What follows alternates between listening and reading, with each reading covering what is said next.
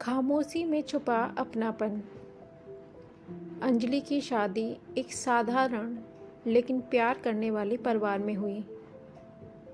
उसके पति रोहन बहुत समझदार और ख्याल रखने वाले थे। घर में सास ससुर के अलावा एक ननद भी थी, सिया। सिया घर की लाडली थी, लेकिन अंजलि से हमेशा दूरी बनाए रखती। वह कम बोलती और जब भी अंजलि उससे बात करने की कोशिश करती तो वह बस हाँ ना में जवाब देकर चुप हो जाती। अंजलि के मन में धीरे धीरे यह बात बैठ गई कि शायद सिया उसे पसंद नहीं करती। एक दिन घर में मेहमान आए।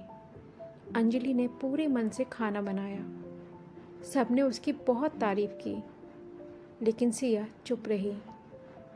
थोड़ी देर बाद उसने हल्की सी मुस्कान के साथ कहा, खाना अच्छा है, पर मम्मी जैसा स्वाद अभी नहीं आया। यह सुनकर अंजलि का दिल टूट गया। उसे लगा कि वह चाहे जितनी कोशिश कर ले, इस घर में अपनी जगह नहीं बना पाएगी।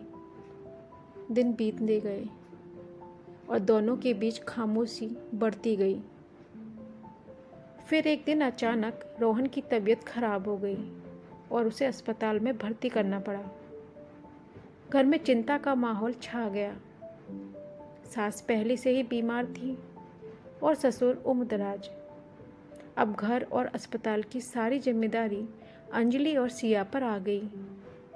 शुरुआत में दोनों अलग अलग काम कर रही थीं, लेकिन जल्द ही उन्हें एहसास हुआ कि अकेले सब संभालना मुश्किल है। एक रात अस्पताल के बाहर बेंच पर बैठी सिया अचानक रोने लगी। अंजलि ने पहली बार बिना कुछ सोचे उसे गले लगा लिया।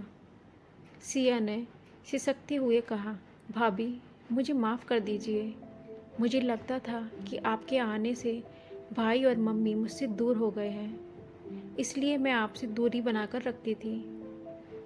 अंजलि ने उसका हाथ पकड़कर कहा, सिया, रिश्ते छीनने से नहीं, बांटने से बढ़ते हैं। उस दिन के बाद सब बदल गया।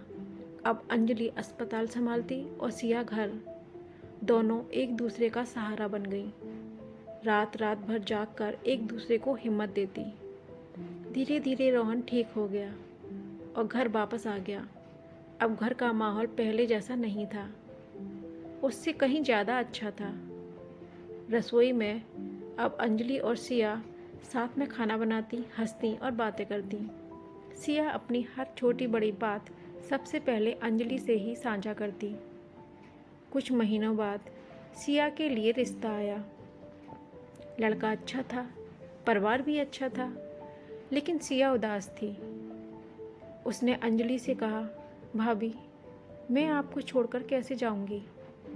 अगर वहाँ मुझे आप जैसी भाभी नहीं मिली तो? अंजलि मुस्कुराई और बोली, रिश्ते मिलते नहीं हैं, बनाए जाते हैं, जैसे हमने बनाया। विदाई के दिन सबसे ज़्यादा आंसू अंजलि की आंखों में थे, क्योंकि अब सिया सिर्फ उसकी ननद नहीं, बल्कि उसकी सबसे अच्छी दोस्त बन चुकी थी।